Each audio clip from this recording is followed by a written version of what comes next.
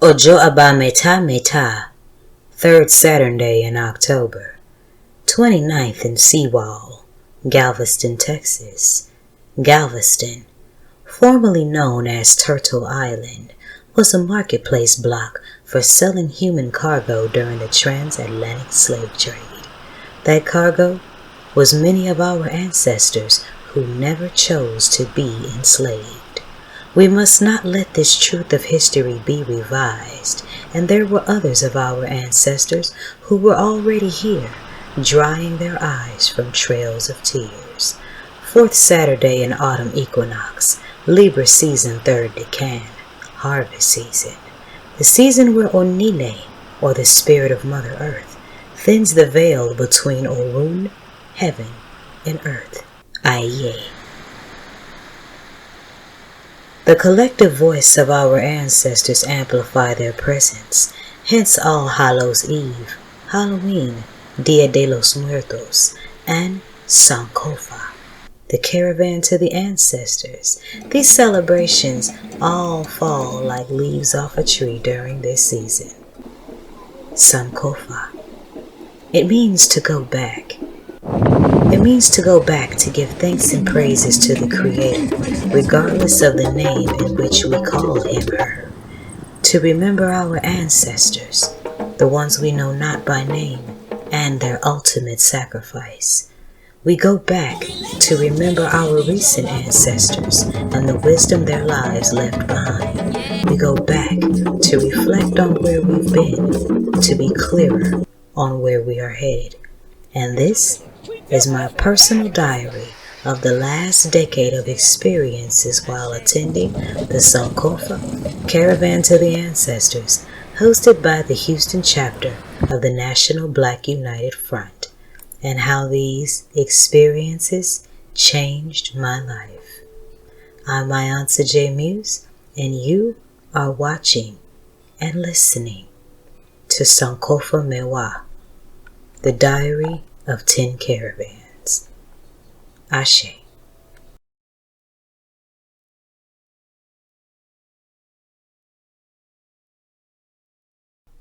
Sankofa 2021. Crowned. Pataki. Oni mi ojo abameta. Owara. Meridi logun. Odunek bawa mokinle logun. Meridi logbona wanojo igba horu. Saturday, October 16th, 2021. Moon waning in Pisces. An ideal time to send away things that block our deepest intuitions and knowings. And this year's theme was raising the vibration, and it's been much needed granted these trying times. This year's caravan also marks the celebration of the greater Third Ward Houston community's newest ancestor, Baba Fana. 23 years ago today, Shango had taken my family home, the one built on my grandmother's land in Mandeville, Arkansas. An involuntary transformation of sorts. Memories like these come to mind when I think of how far the ancestors in Orisha have brought me and guiding me on my path to the light. The day vibrated on a 4, congruent with my life path number and the 4 years I celebrate a priestesshood of Oya.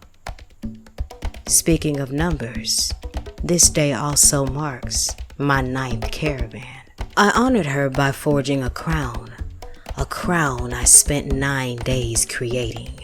9 days, 9 talking masks, 9 copper spirals, the stitching done by hand. 9 cowries dripping their sacred beads, red, white, striped, beautiful as you please. 9 amethysts and undulating Picasso jaspers, dark maroon fabrics from my grandmother's dress, stitched to swirling reds, complete with copper threads. Rooster red and parrot feathers that dance in the natural weather of her winds, and I was feeling a surge, like fire under my skin within. Yes, Shango again. Speaking of Shango, he sent his son and high priest Baba Ifalade to to pick me up just before dawn. It was a colder side of cool this year. The Caravan tends to do that every couple of years. I only slept 2 hours the night before, and I'm starting to think that no sleep the night before Caravan is part of the tradition. Eshu opened the way as the sun made its way over the horizon. Ogun cleared I-45 in Ire, and we passed the Caravan being escorted by the HPD. In the sky, the clouds seemed to dance as the rainbows peaked. Gotta love Shango and Oya. The seawall became a sanctuary of gratitude and healing for me and many others. And my mama Oya was not playing with her strong winds on this day. She was fierce. Ajala ye, ajala roon, weenie weenie. And why not? She had a dual force and 2 priestesses on the beach that day. Yours truly and Iya Oya Remi. My first moment was an hour greeting. And in a moment of walking down the beach with just her, priestess to priestess, sharing time and space, winds and wisdom, I in my tall Oya crown, and she draped in Shango's red. Our father had us blazing stages since Cayenne Nebula and Extremities. That amplified the importance of this moment.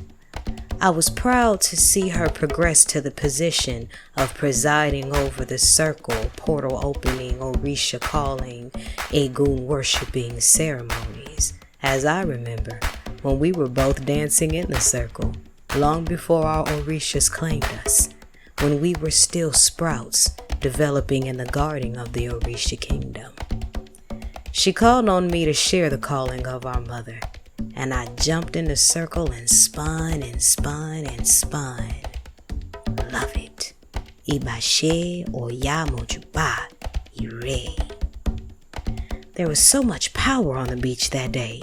So many people I was happy to see, so overjoyed to see so many people I loved in the same time, in the same place, in the same vibration, alive, well, and beautiful, especially in times like these. Mama Naila of the shrine, Brother Deloyd of the shape, Sister Mama Sanya, Sister Janaki, Aisha Saeed, just to name a few. And an added blast of beautiful divine feminine energy of the Queen Mother came through the arrival of none other than Isis Brantley of Naturally Isis. She who endured incarceration for the freedom of our crowns. She who was the first to teach me to enjoy my strange. She and all her timeless beauty joined us at the water. It was phenomenal. This was the most colorful of caravans that I can remember. There were godchildren in red, Ogun priests in gold, Shango in cool greens, Oshun priest in gold and silver, and why not? The celebration of Egun is multicolored, and Lord was the energy talking. I was as a moon-charged ray of sun, pouring my prayer and positive affirmations all over everyone I hugged and touched, and they were many.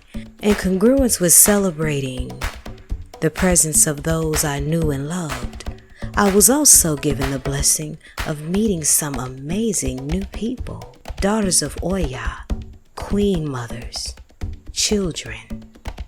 Yet I remained humble while allowing them to honor the Oya they see in me. Inside, I was gratuitous that she chose me to be her child, her vessel, her priestess.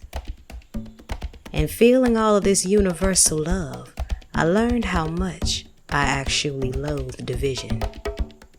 The waters and us were one more now than ever.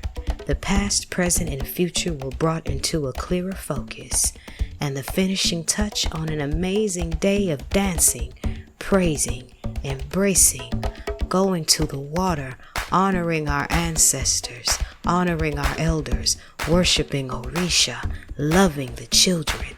The finishing touch to it all was the healing embrace from my first godparents. And in that moment, the Eguns whispered to me that Mom and Dad will always be Mom and Dad. Baba Fanal would have loved this, and in his ancestral presence, I'm sure he did. And Buff definitely succeeded in this year's theme, raising the vibration. And that raised vibration was love. Let's keep it that way, people. Ashe and love, I answer JT Muse. This has been episode 9 of Sankofa Misan, my Caravan Diaries. Ashe.